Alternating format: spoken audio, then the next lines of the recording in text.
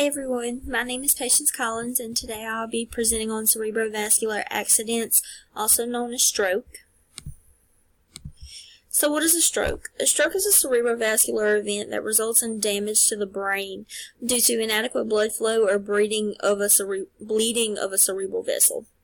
There are two types of strokes. There's ischemic stroke as well as hemorrhagic stroke. A hemorrhagic stroke is caused from damage to a cerebral blood vessel that results in leaking or spilling of the blood into surrounding brain tissue.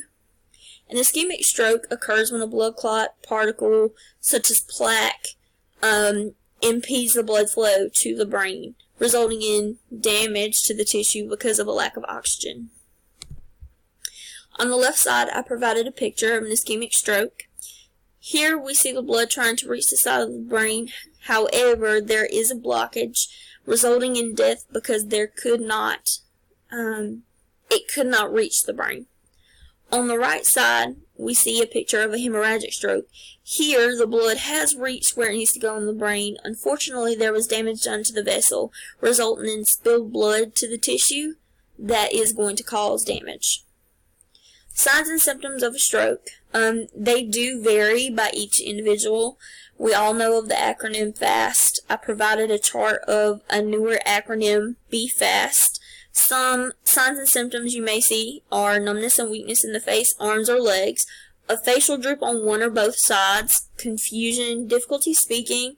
They also have difficulty with vision in either one or both eyes, difficulty walking, standing, maintaining balance, or a loss of coordination in general, as well as a headache. Complications that arise from stroke also vary depending on the part of the brain that's affected by the stroke. Some common complications we see are brain damage, personality changes, mood changes, memory impairment, muscle paralysis, as well as death. Common causes and risk factors. The causes vary depending on the type of stroke you have. Risk factors include pre-existing medical conditions such as diabetes, hypertension, obesity, or cardiovascular disease. Some genetic things that we cannot change, such as our age, race, and gender, also play a factor. Men have more of a chance of having a stroke than women. African American men in general also are more susceptible to stroke, as well as senior citizens, specifically those over the age of 55. And we see a higher rate of hospitalization in individuals over the age of 65 that have a stroke. So some common causes of ischemic strokes are blood clots, blood clotting disorders, arrhythmias, hypotension, so low blood pressure, as well as plaque buildup in the arteries. We see a variety of causes in hemorrhagic stroke, injury or disability being one, as well as prolonged drug use and liver damage, liver disease, abnormal blood vessels, aneurysms, and bleeding disorders. I provided a little video to start us off with the pathophysiology of the brain.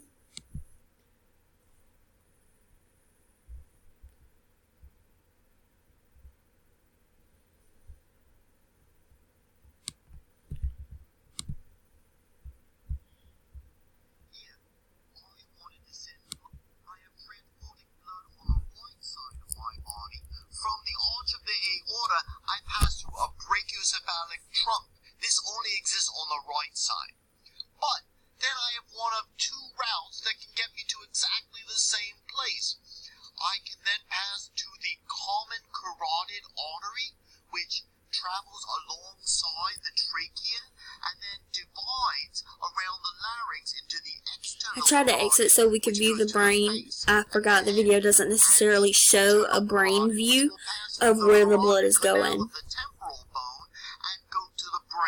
So that is one route to go from the common carotid to the internal carotid. But there is also a second route.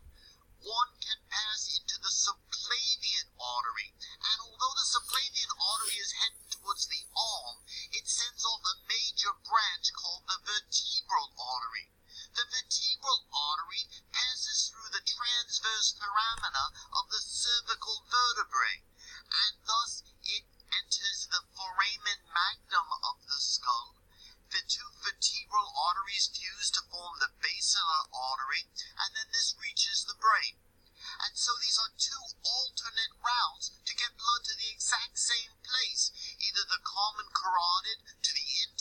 carotid or the subclavian to the vertebral.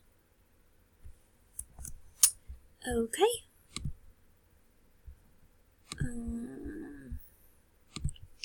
So we will jump back to my presentation. Okay, so as previously mentioned, there are several different routes of blood flow to the brain as well as out of the brain. So arteries, we know, bring oxygenated blood to the brain. As he mentioned, you could do the common carotid up to the vertebral artery where it will spill into the brain, but they also have the internal carotid as well as the internal carotid will merge into the anterior cerebral as well as the middle cerebral artery.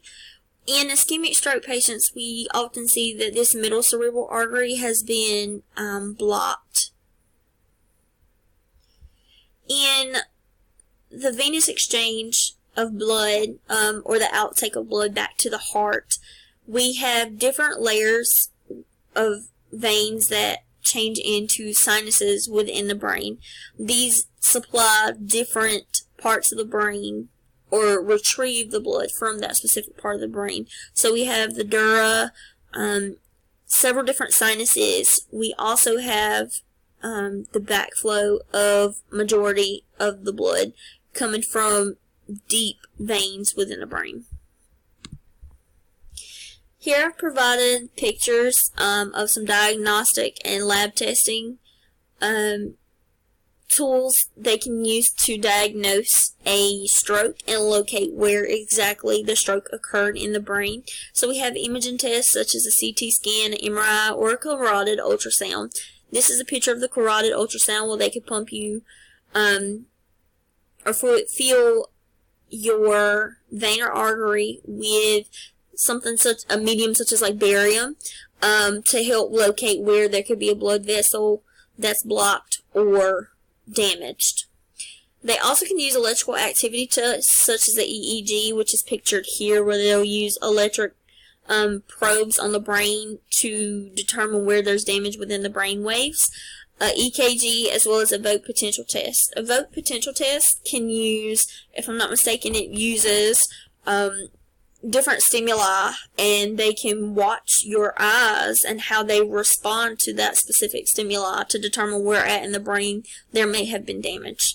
They can also use blood flow tests such as the echocardiogram as well as the cerebroangiography. This is a picture of the cerebral angiography here. They pump another medium through the artery and can locate where there's a specific blood clot in the brain. Preventing stroke is key. So I separated it into healthy individuals as well as medical patients. Healthy individuals can do things like maintain a healthy weight or eat a healthy diet, limit their alcohol intake, as well as not participating in smoking of any kind.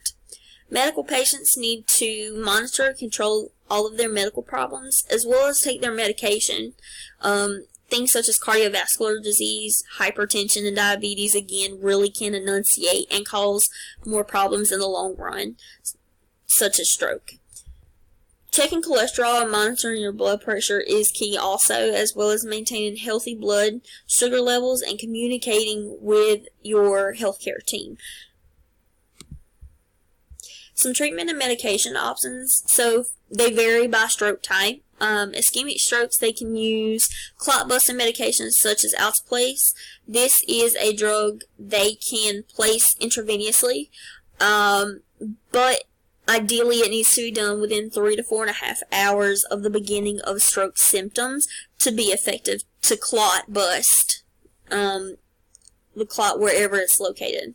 They also have emergency endovascular procedures where they can deliver the medication intravenously or through an artery directly into the brain. Stents retrievers, which are pretty neat. They're actually like a catheter with a mesh netting that can go up through an artery, maybe in the groin, all the way to the brain and retrieve the clot. Intra-arterial thrombolysis, carotid endarterectomy. They also have, for hemorrhagic stroke, they actually use surgical measures to repair the blood vessels, such as surgical clipping, where they clip off the blood vessel to prevent any more leaking. They use coiling, which also uses a catheter through the groin up to the brain where they can locate the damaged blood vessel and prevent it from leaking anymore. Stereotactic radiosurgery, which uses radiation waves to repair the damaged blood vessel. This map I got from the CDC website. It is relatively frequent from 2015 to 2017, and it's the number of stroke-related deaths. And you see here the southeastern portion of the U.S. has highest prevalence of deaths related to stroke. In the U.S., stroke is the 5th leading cause of death. 1 out of 20 deaths are stroke-related. Every 40 seconds, someone has a stroke, and every 4 minutes, someone passes away from a stroke. There's, on average, almost 800,000 strokes a year in the U.S., and 185,000 of those are repeating incidents from individuals that have previously had strokes. As I mentioned earlier, African American men are more likely to have a stroke. Those over the age of 55, their risk doubles every decade, and the southeastern U.S. has the highest prevalence of stroke in America. History of stroke. So in 381 BC, Hippocrates, the father of modern medicine, discovered stroke and studied it. He termed it apoplexy. In the 1600s, they discovered that patients that died from apoplexy had either bleeding on the brain or a blocked vessel. In 1928, apoplexy was divided into categories based on the cause, so an ischemic or hemorrhagic stroke. It was termed stroke and cerebrovascular event, or CVA. Today, stroke is now referred to as a brain attack, similar to heart attack because of the damage done to the brain, like it's done to the heart without adequate blood flow and oxygen. So, in conclusion, there are 2 types of stroke. Strokes can be very dangerous and have life-changing complications. They also are very common in the U.S. and are in the top 5 leading causes of death. Stroke is not a new disease. We've known about it for quite a while, and because of that, we've found several ways to diagnose and treat strokes, and strokes are preventable.